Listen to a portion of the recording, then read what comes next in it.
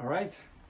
Hello and welcome back to the Western European DPC coverage of the WePlay Animajor, and today I'm going to be previewing the Team Nigma versus PSG.LGD series that starts tomorrow. This is the second round of the upper bracket. Although this is just the third day of the playoffs, this feels like a matchup that is destined to be the grand finals matchup as well. These two teams are the hottest teams at the tournament right now, and that's not me just talking, that's every single panelist and talent that's presenting this tournament, but also every single player that they've interviewed so far. They've asked, what team do you think is going to win this? And they say either Team Nigma or PSG, or they say they're both going to make it to the finals. So this is a super hype match. This is a must win for Team Nigma. Obviously, if they lose this, they get to go to the lower bracket, but they need to make top two. So keeping their dreams alive in the upper bracket for as long as possible is the likeliest way for them to get there. If they manage to stay in the upper bracket, they are only 2 series away from getting top 2 and getting their last spot for TI. Meanwhile, PSG.LGD, just by winning their first series, clinched themselves their spot at TI. They already weren't really going to miss it, but that extra 300 points definitely put them way over the edge, so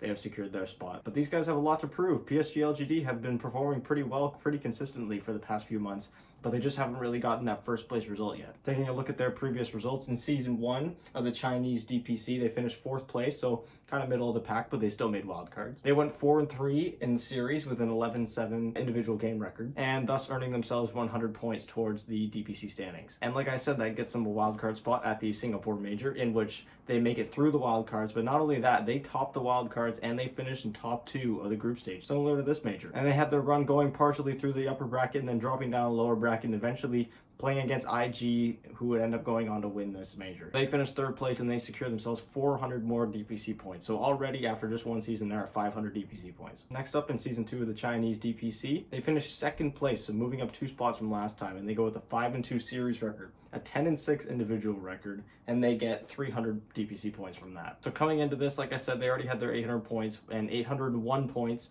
was the clincher because there were so many teams tied for 800 points. And now that they've made it to top 6, they got themselves another 300 points, which puts them up to 1,100 points total. And you'll notice that there might be a little bit of a pattern going on here in their previous results, coming in 4th place in Season 1, 3rd place in the major, 2nd place in the second season. So it looks like, you know, something that would fit the pattern would be 1st place at this major. Now looking at Team Nigma's previous results, we went over this in the VP preview, but just to reiterate, they finished 3rd place in the first season, so pretty middle of the pack. That's just kind of where they've been for the past little while. They've just been really inconsistent, especially with Weeha. I found that's when they've been the most inconsistent. And in Season 1 is when they still had Weeha. So they go 4-3 in that one. They finished with a 10-8 record individual points. They earned themselves 200 DPC points right there. But then in the major, they did not have mind control, and they made it to the wildcard slot where they immediately got outed. They won 1 out of their 10 games in that wildcard stage, and they finished 16th and last place in that major, getting themselves absolutely 0 points. Next up in Season 2, they finished in 3rd place again with the same record of 4-3, this time with 11 wins and 7 losses, and they earned themselves 200 points again, but because there's a 15% point penalty when you switch out a player,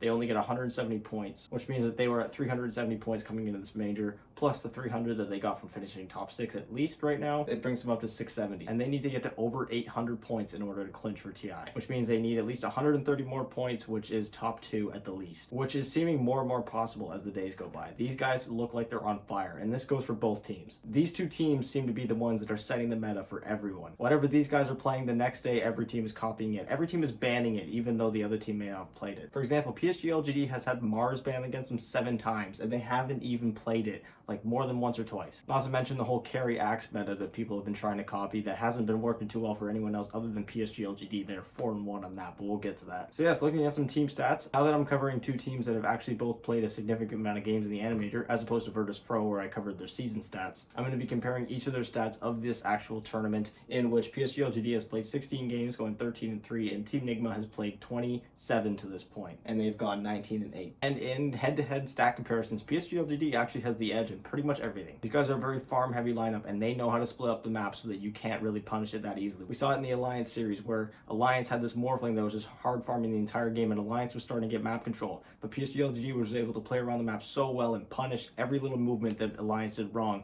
that they were able to still win the game despite having an AFK farming carry. And that's why these guys have the highest GPM in this entire tournament, and it's not even close. Looking at the average net worth, PSG.LGD averages a net worth over 10k higher, in addition to having a 263 GPM advantage. However, that net worth lead, the over 10k, comes from having a near 5-minute longer average match duration. Like I said, PSG.LGD loves loves to dance around the map and just kind of bring everyone everywhere and just distract them while their hard carry farms. So naturally that playstyle is going to lead to longer games as they're just trying to make as much space as possible until Ame is able to carry. And it's been a very effective strategy. Ame has carried so many games in this tournament. They have only dropped 3 of their 16 games. That's an over 80% win rate, playing against the top teams in the world, which is absolutely incredible. But at the same time, that is what could be their downfall, because Team Nigma is a team that plays very fast, and they've been playing very well that way. Like I said, they have an average match duration of almost 5 minutes shorter than PSG.LGD, and we saw in that game, when these guys played against each other in the group stage, that first game was not very close. PSG.LGD had a faceless void draft, and they just did not get any space at all. It was just Team Nigma just running at them, not giving them any space, forcing bad chronospheres and bad team fights. So again, I'm really hoping this series goes to 3. It was an even split in the group stage, 1-1. Team Nigma was one of only 3 teams to actually split against PSG.LGD. So I really hope this goes to 3, and I really think whoever loses this is still going to make a really good lower bracket run. I would love to see this in the grand finals as well. I really think these 2 teams are the most electric in the tournament right now. Now looking at some of their win rates, on first pick, Team Nigma is 8-4.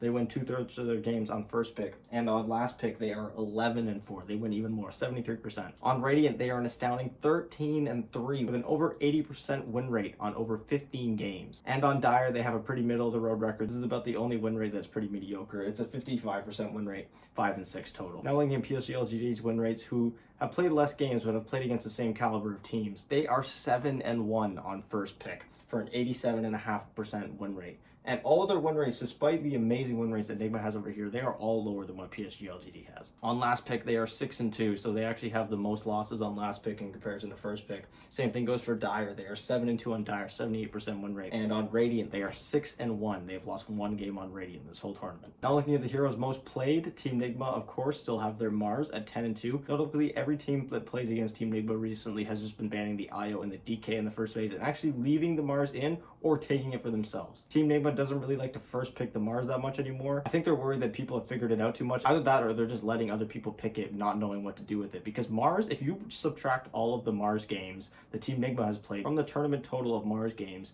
he is actually a sub 50% win rate hero. Mind Control is the only player to absolutely be a monster on this hero with up to 12 games. Next up for Team Nigma is obviously Miracle's Invoker, which they first faced yesterday in their series against Virtus Pro, and it still looked amazing. That is now 7-1. Kuroki's Lion is 8-0, and he mainly plays that in the 4 position. Team Nigma has really been flexing their 4 and 5 position in lanes a lot. You'll see a lot more of Kuroki in the off lane with Mind Control when he's playing heroes like Lion and like Enchantress, and you'll see a lot more GH in the safe lane when he's playing Io. That's a pretty typical safe laner, but he doesn't get it very much because it's banned so often. But other ones like Rubik and Elder Titan, he plays in the 5 position as well. Next up, we have Mind Control's DK, which is 6-1, and I would not be surprised if he does not get to play this hero anymore in this tournament. It seems that teams, like I said, are just first phase banning it against him. And then finally, ILTW's Spectre, which after going 2-0 yesterday is now up to a 5-1 win rate. Looking at the heroes most banned by Team Nigma, same 3 culprits from the wildcard stage and the group stage present themselves again.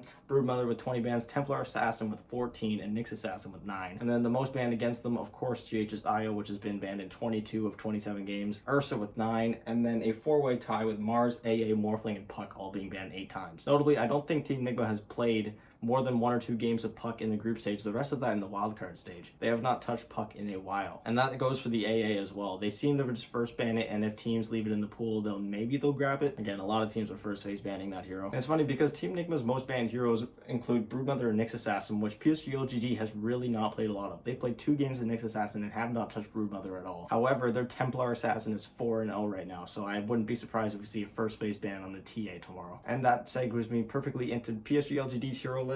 Their most played hero right now is Phoenix with 5-0. Ame has played the Axe a few times, not every single time, but it is Forerunner now. Faith Beyond did play it in that 1 game against Alliance in game 2 of the upper bracket. Like I said, Templar Assassin is 4-0 at the moment, Magnus 3-1, and Snapfire 3-1 too. The most banned heroes by PSG.LGD are really telling. They're really trying to secure Ame's game. They banned the Timbersaw 8 times, and that PL, that nasty matchup against that Illusion hero, they banned that 7 times, as well as the oh-so famous Nyx Assassin. So both of these teams love banning Nyx Assassin and not really picking it. So it's going to be interesting to see if they still ban it against one another, even though they don't really play it all that much. And then finally, the most banned against PSG.LGD, not a surprise, Templar Assassin. They just own with that hero whenever they get it. Faceless Void with 6, and Mars with 7 bans. Like I said, they did not play very much Mars at all, just because so many teams are suddenly prioritizing this hero because these 2 teams set the meta. They're just getting all these super popular heroes banned against them, even though they don't play it. So yes, if I had to go make a prediction, my heart is with Team Nigma. I'm going to say it's going to be a 2-1. I really really hope it goes 3 games, and I really hope whoever gets knocked down to the lower bracket is able to make a run to the grand finals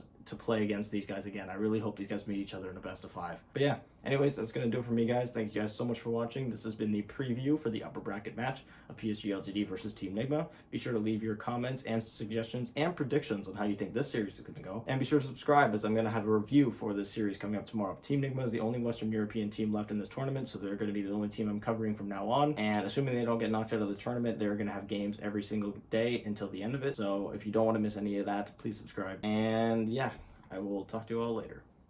Bye.